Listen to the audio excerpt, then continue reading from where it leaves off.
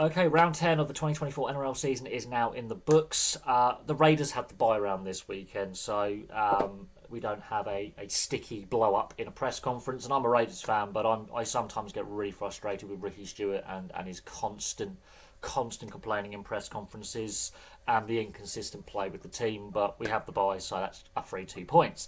The games that were actually played, the Dolphins kicked off the round against the Sea Eagles. They won 30 points to 24 in a highly entertaining game. Either side could have won it. Trey Fuller's try is the pick of the bunch, but there was some great play in attack by both sides. Defensively, both sides were a little bit suspect. It was a fun game, very open game. Sea Eagles, the concern I have with the Sea Eagles is defence. In attack, they are brilliant. Defensively, they can be all over the place, and they're very inconsistent this season. The Dolphins actually quite consistent so far this season. I think they're better than last season. I think they could be a challenge for the top 8. They've just got to take the first half season form into the second half season form and also get through the Origin period. Last year they fell away during the Origin period after Magic Round. So I'm really pleased with how the Dolphins are progressing with this team, and they're building a team identity. A very hard-working team, and they're now starting to show they have a bit of depth in various positions, which they didn't show last year. Sea Eagles defensively is a concern. Also, Tommy Tavoyevich injured. Panthers Bulldogs, 16 points to 10 to the Panthers. Wet conditions, the Panthers don't tend to do as well in the rain. The Bulldogs are much improved this season. They're only a few performances away from making the top 8 consistently. They're just that little step behind, I think, the top 8 sides, but the Bulldogs are showing plenty of fight. They pushed the Storm close, they pushed the Panthers close. Do not count the Bulldogs out from a second half of the season run through the Origin period. I don't think they're going to lose many players to Origin, which could benefit them. Panthers injury concerns, Nathan Cleary hamstring. Schneider in reserve grade has had come off with a leg injury as well, so going forward from Magic Round onwards, there's going to be some injury concerns for the Panthers. They need Schneider to be fit enough to play. They have depth issues in the halves. 8 weeks out for Nathan Cleary. This is going to be an ongoing injury issue that he's going to have to manage. I think his hamstring. This is the second time this season. I think it's the third or fourth time he's aggravated that injury. It is now an ongoing injury concern that he's got to manage, which could impact his career. He's had a fantastic career so far, but that could ultimately impact his career somewhat. It's going to impact the Panthers' season. So we'll see how the Panthers respond to two of their halves options basically being injured. Hopefully Schneider's injury and him coming off early in reserve grade is just precautionary. Otherwise that could really put a dent in their chance to go for 4 premierships in a row. The Bulldogs, as I say, plenty of fight, much improved. They had 1 or 2 players maybe being added, or 1 or 2 really good performances away from cementing themselves in the top 8. The Eels Broncos, Eels 14 points, Broncos 30 points. The Broncos, yeah, they're a contender now. They've definitely put in that contending status. They backed up last year's season and grand final appearance. I can't see a collapse like they had 2 years ago following Magic Round. I really can't see it. They have definitely cemented themselves as a top 8, definitely top 4 side, definitely top 8 side as well. Do not discount the Broncos from unseating the Panthers as the premiers this year. Eels, their season's imploded. They've got problems, the Eels. They are missing Mitch Moses, but there's issues in other areas as well. They are not firing on all cylinders. Really disappointed with the Eels. They are underperforming. Tigers, Knights. The Knights, a bit of a Jekyll and Hyde team. The Tigers, they're close in a lot of games. They're performing much better than they did last year, but they're just not getting the results. But I do think the Tigers are trending in the right direction with performances and how the team are playing. They're just not getting over the line. The Knights, I think, are underperforming, but the Knights get a 20 points to 14 win. Again, the weather has really impacted a lot of these games. A lot of heavy rain over New South Wales and Queensland in recent weeks. So the weather's impacted a lot of these games. Made it very, very slippery, less free-flowing, very scrappy. I don't know. I'm not sure if the Knights are going to make the top 8. The Tigers, I don't think are going to get the wooden spoon this year. I think they're going to avoid that. I think there's a few teams who are worse than them, but I can see them picking up a few more wins, but they're not quite the finished article under Benji Marshall. This is a long-term plan. This is not going to happen overnight, but they are trending in the right direction with how they are playing. Dragons, Rabbitohs. The Dragons 28 points, Rabbitohs 14 points. Dragons, a fair balanced season, 5 wins, 5 losses. I don't think a Dragons fan would be too disappointed with how they're playing. they're playing much better than last year. They look more of a unified team, even though with Zach Lomax wanting out and obviously will be leaving for the Eels next year. The Dragons look a much better unit than they did in previous years. So Flanagan's got them playing his way. They are buying in. When they lose, okay, they lose, but when they win, they do look far more united as a team. They're making less mistakes. They're playing the conditions a lot better. The Bunnies, they've imploded. That's their season done. They're wooden spoonists for me. Their season has completely imploded. It's just fallen apart. Yes, Latrell Mitchell gets 2 tries for the Bunnies, but he also made a lot of howlers. Cody Walker, a lot of howlers. They've got injury problems, yes, but players are just not performing, and key players are not performing. Latrell Mitchell, I think, is more of an anchor to this team than a sail, let's say. That's a good sailing term.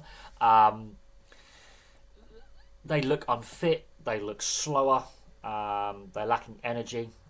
Team unity is clearly lacking. It's clearly a divided dressing room. Damien Cook had flashes in this game where he looked good, but he also looked pretty tired by the end. There are bigger issues with the Bunnies than just losing games. I think we have to look at what happened in the pre-season and in the off-season following their second half of the season collapse. There needs to be something is going on there more than just Jason Demetrio getting sacked, because the players apparently did actually like playing for him and working with him. There's more going on here than 2 players really causing problems in the dressing room. There's fitness issues. Defensively, they are a shambles.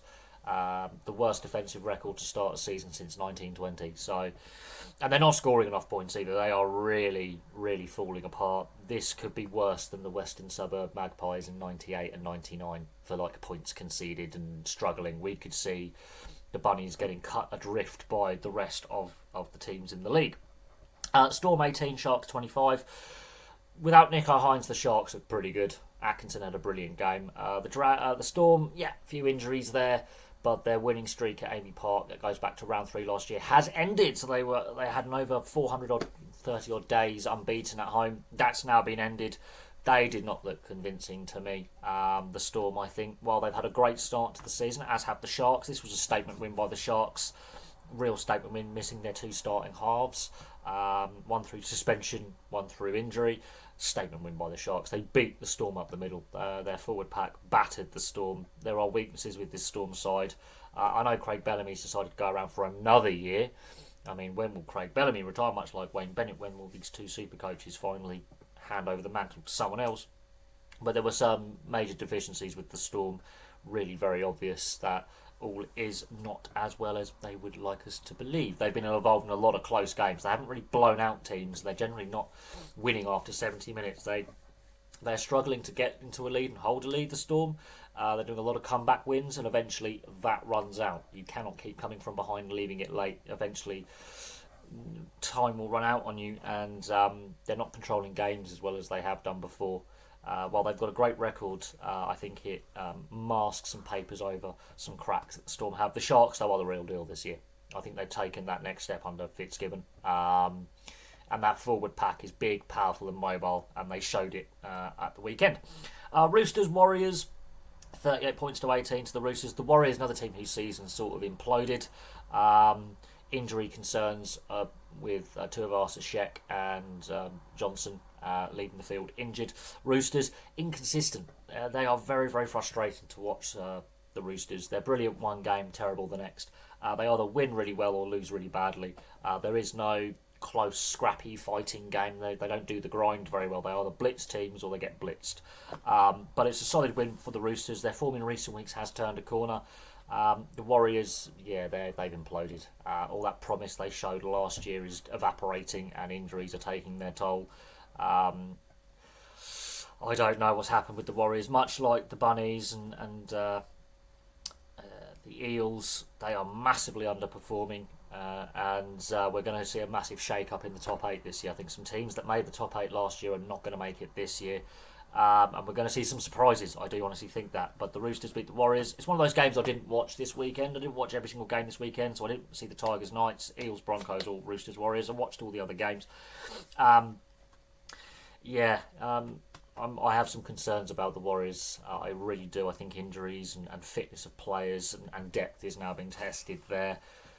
They did fantastically last year, there's no doubt on that, but it can be second season syndrome. Now, finally, the Titans Cowboys. The Titans have been showing in recent weeks they can score points, and they also have that defensive fight in them. They were 20-0 up, and yeah, they conceded 18 second half points. They basically ran out of fit players. They had no bench left. Both starting halves, Foran and AJ Brimson, have gone off injured. Philip Sami's gone off injured, and Smith Shields has gone off injured. So one of their centres, one of their wingers, both their wingers, I think. One of their centres, one of their wingers, and both halves have gone off injured. One with a shoulder injury, 3 with groin or hamstring injuries. It has been the weekend of hamstring injuries, but the Titans hold on for back-to-back wins. The Cowboys, much like the Warriors, they're imploding this season. Really not having a great season at all. Very similar to last year, they lost too many games in the first half of the season and then left it really late with a late season push to try and make the 8. Taumalola, I mean, his career winding down. Obviously, he's got his knee problems. Can't be as impactful and effective. The second half, though, there was a bit of desperation, but a lot of silly errors pushing the play. So there's some teams here so far that are underperforming. The Titans have been showing good signs in the last 4 or 5 weeks, and they have a chance to get a few wins together and start that growth under Des Hasler and their game style under Des Hasler, but they have injury concerns. I don't think they have any fit halves at all, or fit fullbacks who are first grade standard. I really think their spine is bug. They ended up with 2 hookers playing in the halves and a utility playing at hooker to finish the game. I mean, that tells you all you need to know about the Titans' injury rise. They hold on for a win. That shows good character. They're still a bottom 8 side, but the signs are there on a Des Hasler for the rest of this season to show growth, and then next season, who knows? With the Titans, obviously, David Fafita's leaving, so they get that off the cap, bang, so they can get some new players in.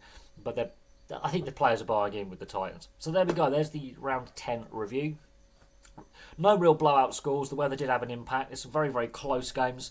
What I can gather is some teams are really underperforming. Other teams are starting to turn a corner, and the Bunnies are still completely in implosion mode, which is highly obvious. And I think the Bunnies, for me, are most likely going to get the wooden spoon. Their decline, their rapid descent into chaos has been very, very pronounced. I think they've handled the Demetrio sacking badly. We don't know what's going on with Wayne Bennett, because Wayne Bennett's hinted that whenever the 18th team joins the league, he wants to coach them. So if they sign Wayne Bennett to a 3-year deal and an expansion team comes in next year, for example, or the year after, he's gone. So there's a lack of stability at the Bunnies. Cowboys and Warriors and Eels, for example, are also basically imploding as well. There's going to be a big shake-up in the top 8 this season. I think we could see some teams make the top 8. You can miss the top 8 last year. We've got a couple of little sleepers that I think are creeping up. But yeah, very entertaining round 10. So there we go. Thank you very much for watching. Place your thoughts on round 10 in the comments section below. I'll have some more content for you guys very, very soon.